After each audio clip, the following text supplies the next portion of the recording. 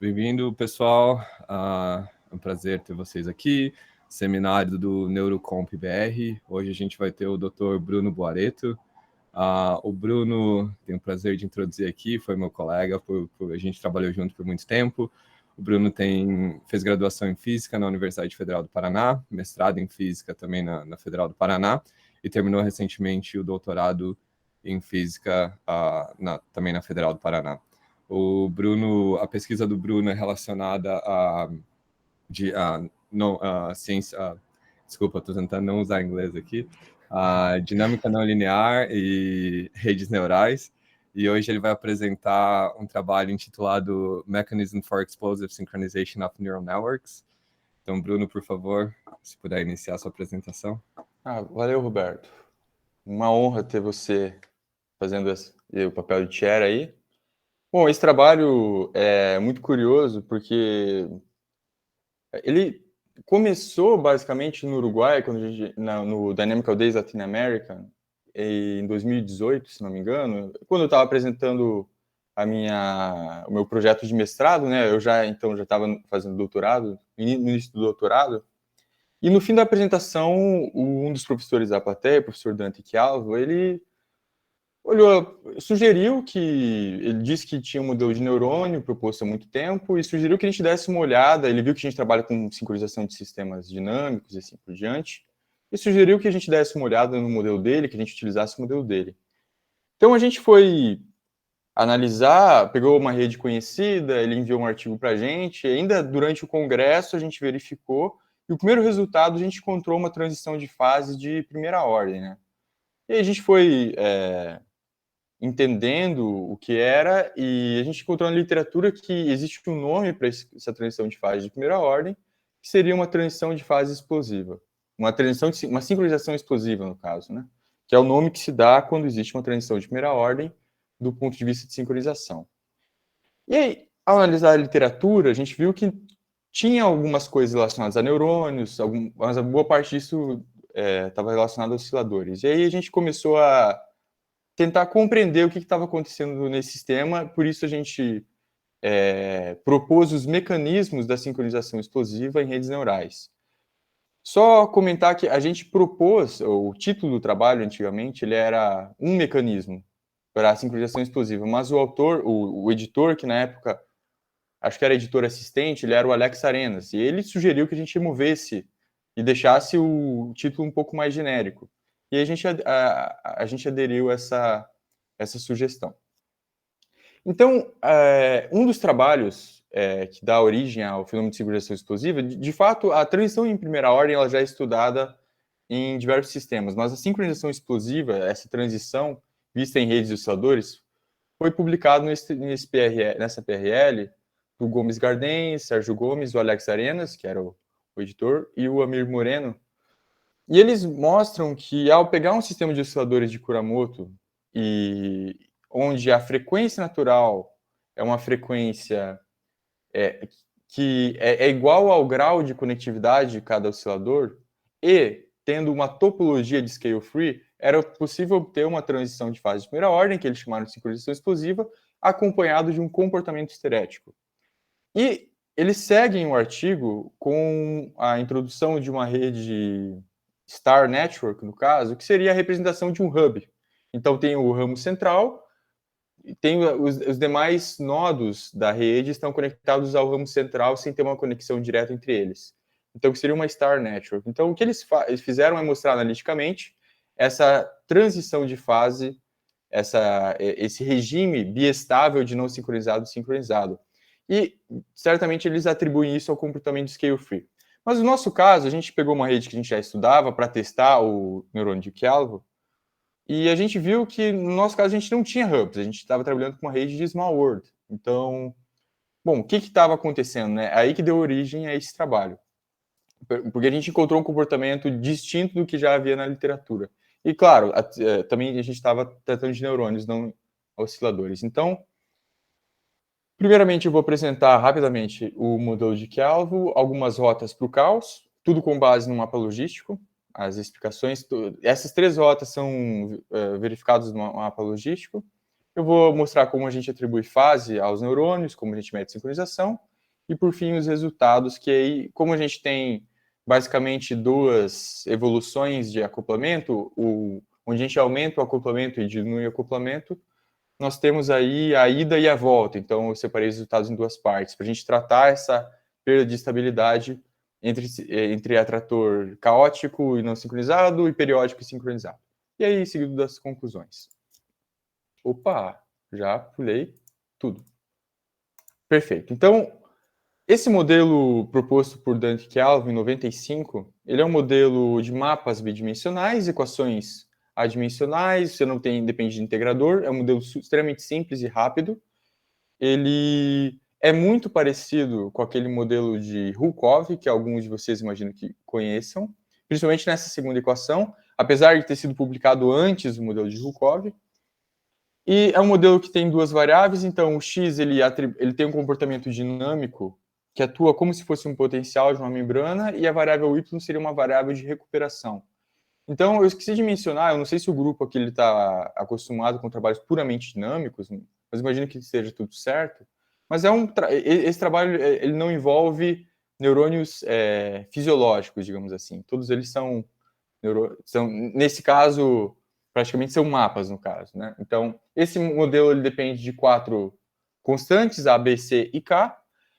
O K ele atua como se fosse uma corrente externa sendo aplicada. Então, mesmo que a gente não esteja falando de neurônios, é um modelo dinâmico que atribui uma dinâmica muito semelhante. Tanto é que ele foi publicado como Excitable Dynamics. Então, o próprio autor já fez essa referência a modelo de neurônio. Então, quando a gente fixa 3 as constantes e altera essa constante K, que seria o análogo a uma corrente externa aplicada, nós temos uns comportamentos interessantes. Por exemplo, para K menor que 0,03, você tem um ponto de equilíbrio estável, então o sistema não oscila. Conforme a gente aumenta acima de 0,03, você tem um comportamento que é análogo ao potencial de ação. E quanto maior o K, maior a frequência, menor a amplitude. Então, existe uma correlação entre essa variável, que seria o K, com a amplitude e a frequência.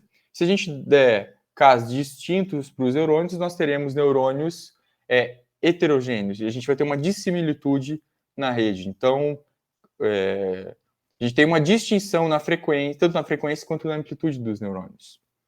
De fato, esse modelo, você pode variar algum dos parâmetros, se não me engano, é a constante C, e você pode conseguir um comportamento caótico. Mas como a gente estava testando na época algo simples, a gente decidiu implementar a caoticidade com acoplamento. Então, bom, um neurônio isolado, ele é periódico, mas conforme se acopla aí 10 mil neurônios com acoplamento que depende da variável X, no caso, você vai ter algum grau de caoticidade na tua rede. Então, a gente decide trabalhar com a dinâmica periódica, mas, de fato, você pode conseguir uma dinâmica caótica alterando alguns parâmetros. Mas a gente vai manter essa dinâmica aqui. Perfeito. Então, existem diversas formas de você atingir um regime caótico em sistemas dinâmicos. O mapa logístico ele é um dos modelos clássicos que você consegue demonstrar isso. Por se tratar de um mapa unidimensional, que tem aplicações em física, biologia, economia e assim por diante, está relacionado a uma dinâmica populacional, digamos assim, onde a taxa de crescimento dessa população está associada a um parâmetro R. Então, é um mapa unidimensional que depende de um parâmetro. Então, e a dinâmica desse mapa é extremamente rica. É basicamente um toy model para caoticidade, né? Vocês notam que aqui eu tenho um diagrama de bifurcação para o mapa logístico e a gente tem as duplicações de período que ocorrem sucessivamente até que você obtenha uma infinidade de períodos e é possível ter, então, uma dinâmica caótica. Mas aqui no meio desse diagrama de bifurcação existem outras rotas para o caos. Então eu vou apresentar algumas dessas rotas e 2 delas a gente vai utilizar nesse trabalho. Então, a duplicação de período, que é a rota mais conhecida, digamos assim, ela é basicamente um ponto fixo que perde estabilidade, dando origem a 2 novos pontos fixos. E esses dois novos pontos fixos estáveis, conforme a gente varia esse parâmetro de controle, a gente dá origem a outros dois novos. Então, você tem uma órbita de período 1, que dá origem a uma órbita de período 2, que passa a ser uma órbita de período 4, 8 e assim por diante, até que chega um ponto de saturação onde você tem infinitas órbitas periódicas, que seria esse caso aqui. Então, essa alta variabilidade de períodos, essa órbita com período infinito, essa aperiodicidade, no caso, seria um indicativo de comportamento caótico, que é uma das rotas caóticas mais conhecidas. É uma das formas mais simples de se obter caos. Uma outra possibilidade de rota para o caos é o caso da intermitência. Então, veja, aqui novamente a gente pega o caso do mapa logístico aqui, onde existe uma órbita de período 3. Então, aqui, para esses valores aqui, o mapa logístico apresenta uma órbita de período 3. Mas, um pouco antes disso, nós temos um atrator caótico aqui. Se a gente for analisar esse atrator caótico, a gente nota que existem resquícios dessa órbita de período 3. E esse resquício dessas órbitas são interrompidos por comportamento caótico. Então, existem esses gargalos aqui. E quanto mais distante você for dessa transição, menor é a observação, mais difícil é a observação de você identificar esse período 3. Por exemplo, aqui, se a gente for aqui muito distante dessa transição, mas aqui existe ainda um e outro resquício que você pode associar a esse comportamento de órbita 3, mas de fato tem quase tanto mais intermitência do que esses períodos. Então, nesse caso, é possível determinar um tempo característico para medir a quantidade desse comportamento intermitente. Como que isso ocorre, então? Nesse caso, nessa rota por caos, nós temos 3 tipos associados. O primeiro deles é uma célula nó, então, onde tem a colisão, a aniquilação de um ponto de equilíbrio estável com um ponto de equilíbrio instável. Aí você dá origem ao atrator caótico. No tipo 2, nós temos uma bifurcação de Hopf, então tem a perda de estabilidade do ponto fixo. E no tipo 3, seria basicamente o inverso de uma bifurcação de uma duplicação de período. Então, você tem essa inversão aqui, essa perda de estabilidade desses 3 pontos, que dão origem ao atrator caótico. Então, é possível associar, nesse caso, uma variável de tempo característico para medir o tempo médio dessa interrupção feita pela dinâmica caótica. E pode-se utilizar isso para diferenciar entre os tipos. No caso, o tipo 1, quanto mais distante, esse tempo médio característico, ele escala com uma lei de potência, que com expoente menos meio, nesse caso. Então, para o caso do mapa logístico, Bom, para o caso do mapa logístico, você tem aí um decaimento. Nesse caso, você consegue medir esse decaimento para o caso dessa intermitência. Por fim, a terceira rota para o caos que eu quero comentar aqui é sobre a crise, que seria basicamente quando ocorre a alteração de um atrator caótico. Num caso particular, numa crise de fronteira, esse atrator ele é aniquilado com a colisão da órbita caótica com uma órbita de período instável. Então, nesse caso, como que ocorre basicamente? Você tem o atrator caótico, conforme você altera o parâmetro do seu modelo, esse atrator deixa de existir. Então, passa por um processo de bifurcação e esse atrator deixa de existir. No entanto, se você pegar uma condição inicial dentro dessa bacia de atração, mesmo que ela não exista, você pode ainda pegar uma condição inicial dentro da bacia de atração, é possível verificar que esse comportamento caótico ele é mantido por um tempo transiente. E a partir disso, o comportamento caótico se perde, porque o atrator não existe mais. Então, no caso do mapa logístico, é bem interessante também que para R igual a 4, nós temos o caos, e o domínio do mapa logístico, nesse caso, é entre 0 e 1. Então, para R igual a 4, o atrator caótico existe e ele pode ser verificado. Só que se a gente pegar um parâmetro um pouquinho acima de 4, o sistema diverge, mas o tempo em que ele leva para divergir vai depender do quão distante de R igual a 4 você esteja. Então, para crise, é possível determinar um tempo característico de tempo transiente, né, relacionado ao transiente caótico da sobrevivência, do tempo relacionado ao tempo de vida desse atrator caótico, desse comportamento caótico que ocorre para parâmetros depois do parâmetro crítico. Então, também nós temos uma escala aí de power law, e esse expoente é conhecido como expoente crítico da crise. Para um caso de mapa unidimensional, esse tempo ele é um sistema simples, como é o caso do mapa logístico, esse parâmetro ele equivale a menos meio. E o professor Celso Gerbold, na década de 80, ele tem uns artigos excelentes com relação a isso. Mas boa parte dessas rotas caóticas, essas rotas para o caos, podem ser verificadas no livro do Ott, que também faz referência aos artigos. Então, no caso do mapa logístico, suponha que a gente pega o R igual a 4. Então, qualquer condição inicial dentro do domínio vai reproduzir uma dinâmica caótica, que vai se perpetuar aí pelo tempo da simulação.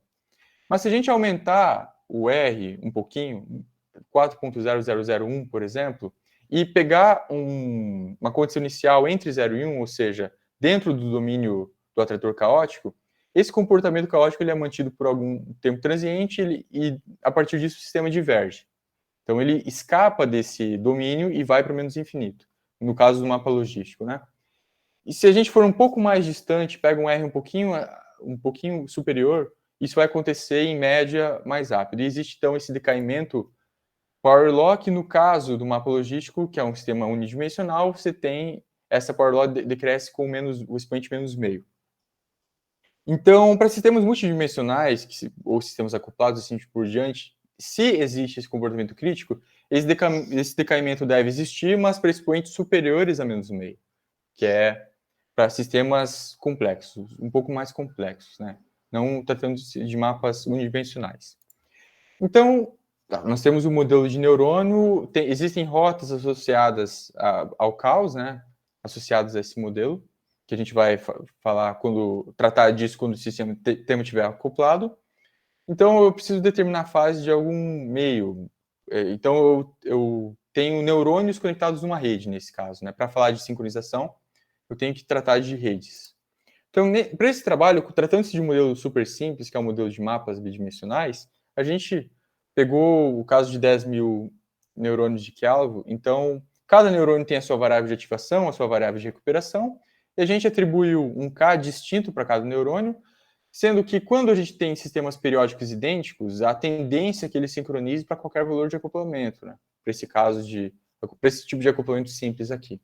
Então, a gente introduzindo uma distinção nos Ks dos neurônios, que são distribuídos aleatoriamente nessa faixa aqui, a gente associa uma dissimilitude nos neurônios, ou seja, uma frequência distinta a cada um dos neurônios. E a gente acopla os neurônios com um termo super simples, que depende da dinâmica do X de cada neurônio, e de um termo de matriz de adjacência. Então, nós temos aqui o parâmetro de acoplamento, que é um epsilon, um termo que depende aí do número médio de conexões da rede, justamente porque a gente vai fazer a alteração do número de conexões. Isso dá para diferentes casos. Então, esse número vai variar, mas tratando-se ainda de um número médio, então ele é idêntico para todos os neurônios da rede. E esse termo de matriz de adjacência, ele constitui aí uma matriz binária, então ele é 0 se o neurônio I e o J estão conectados, ou 1 caso contrário. Então, a gente não vai tratar de nenhum peso específico, é apenas se está conectado ou não. Então, para esse caso, a gente estava muito acostumado na época a trabalhar com redes de small world, a gente analisou como ocorre essa transição, a gente analisou diferentes transições de sincronização em função da probabilidade. Então, para isso, a gente utilizou essa rota de Neumann-Watts. Então, a rota de Neumann-Watts ela é caracterizada por uma probabilidade que eu chamei aqui de PNW. Então, tendo probabilidade igual a zero, você tem uma rede regular, por exemplo, de segundos vizinhos. Conforme a gente aumenta a probabilidade, essa probabilidade vai fazer o acréscimo de conexões aleatórias, que estatisticamente, são conexões não locais.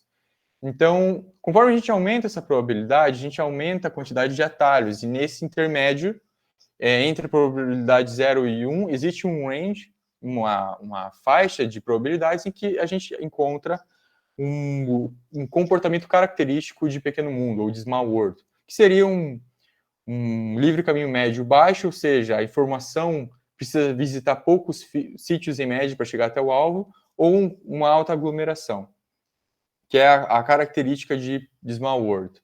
Então, bom, e para definir fase nesse modelo, tratando-se de um modelo de spikes, né, de potencial de ação, a gente só caracterizou um threshold, um limiar acima de 0,5. Então, sempre que a variável dinâmica x de cada neurônio atinge 0,5, a gente computa como sendo um spike, né? Então, a gente consegue caracterizar o tempo em que inicia cada potencial de ação, e fazendo essa interpolação, a gente tem uma fase associada a cada neurônio. Eu gosto de tratar de sincronização de fase porque é muito fácil, porque a gente pode utilizar o parâmetro de ordem de Kuramoto. A gente poderia utilizar erro de sincronização e assim por diante, mas tratando-se da facilidade do método, a gente utiliza essa associação. Então, a gente quantifica a sincronização de fase utilizando o parâmetro de ordem de Kuramoto, que é caracterizado por um módulo R. Então, cada neurônio tem uma fase. E quando o módulo de R é aproximadamente 1, a gente tem sincronização de fase. Quando é aproximadamente 0, a gente tem uma incoerência, ou pode ocorrer o caso de cada neurônio ter um par em antifase, mas não é o nosso caso. No nosso caso, quando R igual a aproximadamente 0, a gente tem incoerência no caso. Então, a gente faz a medida, a média desse módulo no tempo. Então, a gente tem aí um número médio no tempo, um parâmetro de ordem médio em relação ao tempo da rede. Então, lembrando, quando ele é 0, a gente não tem sincronização. Quando ele é próximo de 1, a gente tem sincronização de fase. Perfeito. Então, vamos aos resultados. Tá. Aqui é um resultado de sincronização como função do acoplamento. Então, aqui a gente tem o parâmetro de ordem de acoplamento em função do parâmetro de ordem de sincronização de Kuramoto em função do acoplamento epsilon para diferentes valores de probabilidade de conexão. Então, no painel A, a gente tem uma probabilidade de conexão muito baixa. Nesse caso, as conexões da rede são muito locais. Então, a rede não consegue atingir um estado de sincronização. Nesse caso, o que a gente fez foi evoluir o acoplamento, o parâmetro de acoplamento adiabaticamente. Então, a gente deu uma condição inicial para os neurônios desacoplados, e quando termina a simulação, a gente utiliza a condição final da rede como condição inicial para um valor de acoplamento subsequente. Então, fazendo esse processo de continuação, a gente vai evoluindo adiabaticamente o parâmetro de acoplamento. E nesse caso, no painel A, a gente vê que não existe sincronização. Já no painel B, a gente nota que ao fazer o incremento do acoplamento adiabaticamente, esse grau de desincronização ele é mantido até certo ponto, e a partir disso a rede salta para o estado de sincronização. Se a gente fizer o processo oposto, ou seja, colocar a rede numa sincronização, uma condição de sincronização, e passar a decair o valor do acoplamento adiabaticamente, fazer o decréscimo do parâmetro de acoplamento, ou seja, fazer o caminho de volta, a gente nota que o caminho de ida é diferente do caminho de volta. Então, esse comportamento de sincronização ele é mantido até um outro parâmetro de acoplamento crítico. Então, nesse caso, a gente tem uma bistabilidade, uma região de bistabilidade caracterizado por esses parâmetros de acoplamento, que aqui eu chamei de epsilon Dagger e o epsilon estrela aqui, onde existe tanto o comportamento desincronizado quanto o sincronizado. E se a gente aumentar a probabilidade de conexão, ou seja, aumenta as conexões não locais da rede, essa histerese que ocorre aqui, ela vai diminuindo conforme ocorre o aumento da probabilidade, de modo que existe uma tendência a colapsar um estado com o outro, e de fato isso ocorre, mas quando com a probabilidade alta de conexão, em torno de 0,5, então tendo, 40 mil conexões, tratando-se da rede regular, né? Tendo 40 mil conexões, se a gente for adicionar 20 mil conexões, a transição de fase, nesse caso, é uma transição de segunda ordem. Eu fiz a magnificação aqui. Isso não ocorre para as outras probabilidades. Então, se a gente for quantificar a área dessa histerese, ou seja, medir a área abaixo da curva, tanto do caminho de ida menos do caminho de volta, a gente consegue detectar 3 regiões. Então, a gente definiu aqui o S de H como sendo a área da histerese, que é basicamente a integral, no sentido de ida, do R em função do epsilon da probabilidade, menos o caminho de volta, essa mesma curva, a área sobre a curva, no caminho de volta. Seria basicamente medir a área abaixo da curva aqui. E a gente tem isso em módulo, né, justamente para evitar qualquer número negativo.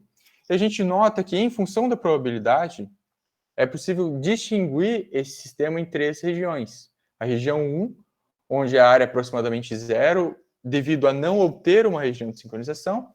A região 2, onde a área é diferente de zero, existe um decaimento, que é verificado aqui, associado a esse comportamento histerético que vai colapsando conforme você aumenta a probabilidade de conexão. E a terceira região, que a área também é próxima de zero, mas nesse caso porque a transição é de segunda ordem. Então, não existe mais um comportamento histerético associado. Tendo em mente que a segunda região está associada a uma sincronização explosiva, e a sincronização explosiva, até aquele ponto, ele tinha uma explicação bem interessante relacionada aos hubs e a essa heterogeneidade nas conexões dos neurônios. A gente decidiu investigar o que acontece justamente no ponto em que existe essa transição explosiva de sincronização, que a gente, no nosso caso, é uma rede de small world, não chega a ser... A gente chegou a analisar para a rede de scale free e não obteve esse comportamento. Então, ocorre só para... Esse caso aqui ocorreu só para esse range de probabilidades aqui que a gente encontra. Então, o que a gente notou é que, ao analisar o diagrama de bifurcação dos neurônios da rede, é que o caminho de ida... Então, a gente pegou, tendo a bifurcação, né, calculando os máximos da variável de recuperação dos neurônios da rede, o caminho de ida está associado a um comportamento caótico de desincronização. E no momento em que a rede sincroniza, esse comportamento, esse atrator caótico, ele transita para um atrator periódico estável, que é o que a gente está vendo aqui, essa transição caótica.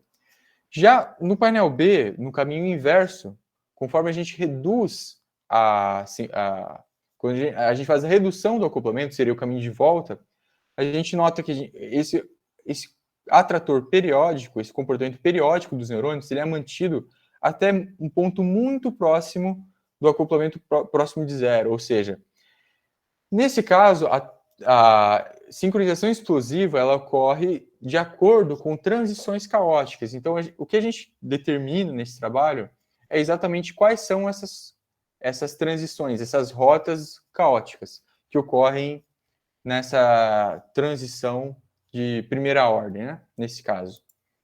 Então, no caminho de ida, o que a gente tem? Nós temos um atrator caótico que perde estabilidade para uma órbita periódica.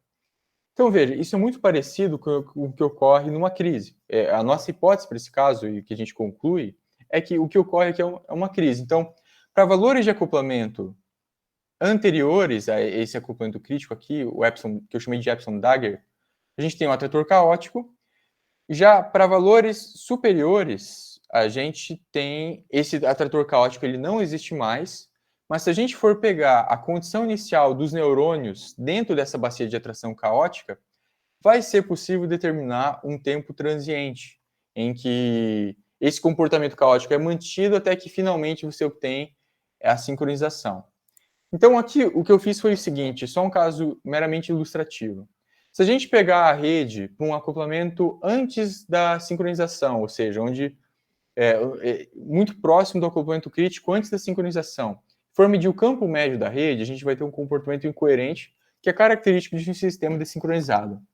Mas a gente pegar as condições iniciais, exatamente nesse caso, do sistema desincronizado e caótico, e colocar para um acoplamento depois da transição.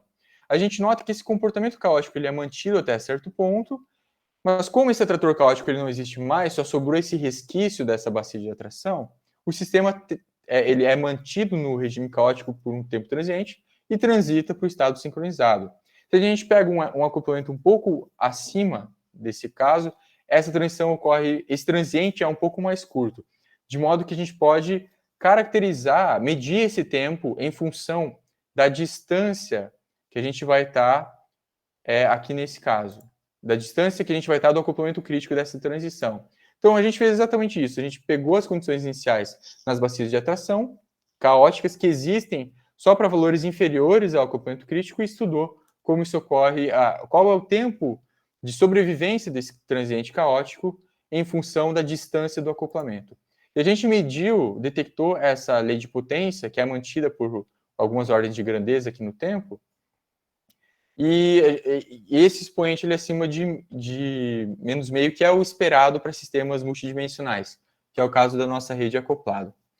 Essa curva exponencial aqui, esse decaimento torna-se exponencial justamente pela nossa impossibilidade de pegar exatamente o acoplamento crítico, exatamente o ponto de acoplamento crítico. No caso do mapa logístico, o R igual a 4, ele é inteiro, né? No caso, é um número inteiro. Então, a gente sabe exatamente qual é o ponto da transição. Já no caso desse sistema, devido a erros numéricos e a precisão do nosso epsilon, né? A gente, tendo essa dificuldade numérica de encontrar exatamente o ponto na faixa de transição, existe esse comportamento transiente, ele decai exponencialmente para alguns valores aqui, justamente pelo esse efeito dessa dificuldade de associar exatamente ao acoplamento crítico, né? É isso que acontece aqui. Já no ponto de vista da volta, então vamos retomar aqui. No caso da volta, o que a gente tem é o seguinte: a gente tem um atrator periódico que transita para um regime caótico. Então, veja, para um epsilon acima do acoplamento crítico, a gente tem um atrator periódico e o atrator passa a ser caótico e desincronizado para valores inferiores. Ao analisar o diagrama de bifurcação desses neurônios, então a gente selecionou neurônios aleatórios da rede e passou a analisar o valor máximo no tempo, como se os valores variam no tempo, né? Se a gente pega um ponto onde existe aquele atrator periódico, você tem ele se comportando periodicamente por todo o instante de tempo, mas se a gente pega, por exemplo, valores aqui abaixo, dentro dessa órbita caótica, os neurônios, esse comportamento periódico que existia para valores superiores, eles são perdidos, interrompidos por esses valores intermitentes aqui. E quanto mais distante a gente está da transição do valor de acoplamento crítico, maior é o número de interrupções. De modo que a gente pode associar isso a um tempo característico e medir como escala esse tempo médio entre intermitências em função dessa distância de acoplamentos. É o que a gente faz exatamente aqui. E nesse caso, a gente conseguiu.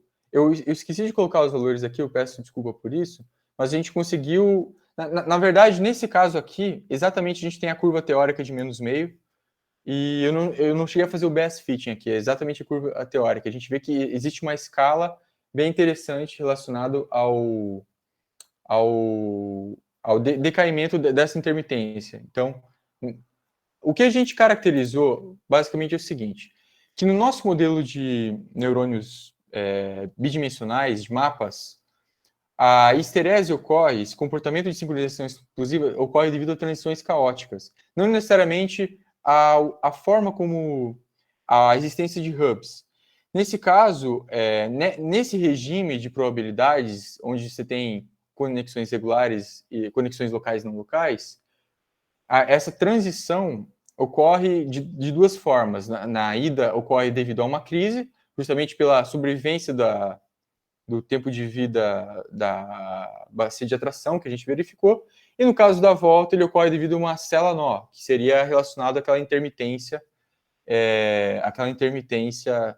na órbita periódica. Então, seria isso. A gente publicou esse trabalho em 2019, já faz bastante tempo, mas eu não tive a oportunidade de apresentar esse trabalho desde que não teve muitos congressos desde a pandemia. Então, eu resolvi apresentar eles para vocês agora. Seria isso. Se alguém tiver alguma dúvida, não sei se eu estou conectado ainda ou não. Não escuto nenhum som. Então, se alguém tiver alguma dúvida, quiser perguntar alguma coisa, alguma crítica, algum comentário, fiquem à vontade.